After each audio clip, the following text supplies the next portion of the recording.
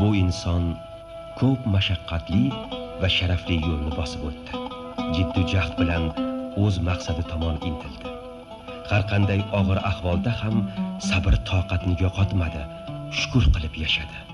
Hovliqish, nolish bu zotga yot edi. Sayyi harakatlari zoya ketmadi. Allohning inoyati bilan ko'p savobli ishlar qilishga muyassar bo'ldi va Sirojul Islom sifatida shayx muftiy darajasiga ko'tarildi. Bu inson Shayx Ziyovuddinxon qori hazratlari.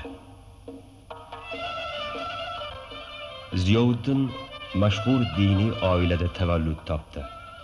Padari buzrukvori sobiq muftiy Eshon Boboxon hazratlarining zotu nasablari sayyidzodalardan bo'lib, bobosi o'z zamonasining mashhur fiqh olimi Ayyubxon ibn Yunusxon esa Shayxul Islom unvonini olishga musharraf bo'lganlar. Binobarin yosh Ziyovuddinxon diniy ta'limni dastlab o'z oilasida oladi.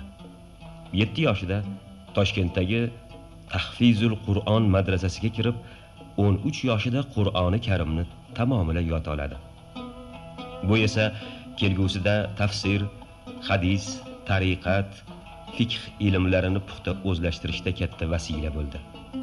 So'ngra Ko'kaldosh madrasasida tahsil ko'rib, tafsir fani va Imom Ismoil Muhammad al-Buxoriyning mashhur Al-Jami as-Sahih hadis to'plamlarini izchil o'rgandi va ayni paytda boshqa diniy fanlarni ham o'zlashtirdi.